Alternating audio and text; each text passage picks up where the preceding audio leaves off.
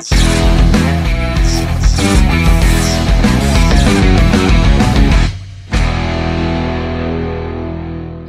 halo hai, assalamualaikum warahmatullahi wabarakatuh. Berjumpa lagi dengan saya Yudan Fajar pada channel Tanam Aja. Ya teman-teman, apa kabar semua? Semoga kalian dalam keadaan yang baik-baik saja. Dan buat teman-teman nih yang penghobi, pecinta tanaman indoor, atau mungkin teman-teman yang sedang mencari referensi tanaman indoor yang bisa membantu nih membuat udara di dalam rumah menjadi lebih segar. Berikut ini saya akan memberikan beberapa rekomendasi. Nah, tapi sebelumnya saya udah pernah bikin rekomendasi atau part satunya. Jadi buat teman-teman yang belum nonton, bisa tonton dulu videonya di sini, yaitu ada part 1 tanaman-tanaman hias yang bisa dalam rumah atau indoor yang dia dapat menjadi penghasil oksigen yang baik. Nah, dalam video kali ini saya akan membagikan part 2-nya atau rekomendasi tanaman lain yang bisa menjadi referensi untuk teman-teman memilih tanaman indoor apa saja yang cocok untuk rumah teman-teman, yang tidak hanya tanaman indoor yang cocok aja, tapi juga bisa memberikan udara yang segar.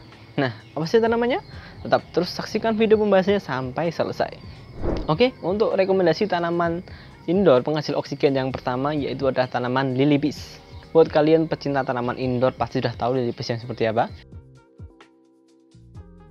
Ini adalah tanaman lily peas milik saya. Ya, sebenarnya ini masih kecil. Biasanya lily peas ini dia memiliki ukuran yang dia jauh lebih besar. Biasanya gede-gede dan daunnya pun masih udah lebih lebar. Ini masih kecil sekali.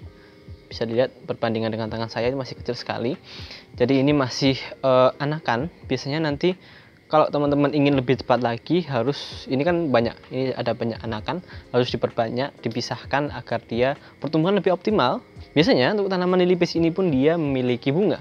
Jadi tidak hanya polosan daun seperti ini, tapi dia juga memiliki bunga. Bunganya biasanya berwarna putih dan ya lumayan bagus lah. Dia selain bisa menyegarkan udara, dia juga bisa menjadi penghias ruangan yang tahan dalam kondisi indoor. Untuk tanaman kedua, tanaman indoor yang dia dapat menjadi penghasil oksigen yang baik, yaitu adalah the one and only snake plant, atau kita semua kenal tanaman ini dengan nama lidah mertua. Ya, ini adalah jenis lidah mertua saya. Jadi lidah mertua atau snake plant ini, atau sansevieria nama latinnya ya, dia adalah jenis tanaman yang sangat banyak jenisnya. Jadi banyak keluarganya, banyak jenis daun atau bentuknya. Yang milik saya yang dia adalah sansevieria yang paling standar. Jadi daunnya panjang ke atas dan warna motifnya hijau lorek-lorek seperti snake atau seperti ular, dan juga ada garis hijau garis kuning di sampingnya. Ini adalah jenis yang paling bisa dibilang basic lah, karena memang sangat banyak sekali jenis dari sansevieria ini. Bisa dilihat di sini, itu adalah jenis daunnya. Tapi keunggulan utama dari sansevieria ini memang karena ketahanannya. Dia menjadi salah satu jenis tanaman indoor yang paling kuat untuk berada di dalam ruangan. Selain itu memang kita mengenal bahwasanya sansevieria ini dia memiliki kemampuan untuk menyerap racun atau udara-udara yang kotor di dalam ruangan. Jadi cocok buat teman-teman. Tinggal merepot aja, memindah dengan pot yang lebih bagus. Tanaman sansevieria ini sudah cocok karena dia tidak hanya memiliki motif hijau ala daun biasa, tapi juga ada aksen kuning yang ya khas dari sansevieria ini. Tanaman berikutnya, tanaman indoor penghasil oksigen yang jadi rekomendasi saya, yaitu adalah tanaman palm kuning. Ya, ini adalah tanaman palm kuning. Palm kuning milik saya ya, bisa dilihat ini masih diletakkan di polybag, belum saya pindah karena memang belum saya letakkan di indoor. Jadi belum saya makeover lah. Jadi ini masih palm kuning biasa, ya berwarna kuning daunnya, batangnya ini bisa dilihat. Nah, itulah kenapa dia dinamakan palm kuning. Nah, jadi tanaman palm-palman ini memang dia salah satu jenis tanaman yang terkenal bisa atau kuat untuk hidup di dalam indoor. Tapi tidak hanya hidup dalam indoor saja, tapi tanaman-tanaman palm-palman ini dia juga bisa memberikan suplai udara atau oksigen bagi rumah milik teman-teman. Jadi tidak hanya hidup saja, tidak hanya bagus saja, tapi palm kuning ini dia juga bisa menyaring dan memberikan udara atau oksigen bagi rumah teman-teman. Tinggal teman-teman saja nih yang bisa memakeover agar tanaman palm kuning ini dia bisa tampak indah di dalam ruangan. Bisa diganti potnya dengan pot terakota atau mungkin pot lain yang bisa lebih unik, lebih cocok untuk dekorasi indoor milik teman-teman. Untuk tanaman indoor yang berikutnya, yaitu adalah tanaman yang kita semua sudah tahu dan kenal. Tanaman ini adalah tanaman lidah buaya. Adalah tanaman lidah buaya milik saya. Besar banget. Ini masih di pot indukan. Jadi memang belum saya pindah ceritanya. Ini memang buat contoh saja. Jadi memang tanaman lidah buaya ini selain dia terkenal, bisa digunakan untuk berbagai macam hal. Banyak sekali manfaatnya, bisa juga dijadikan hidangan atau minuman.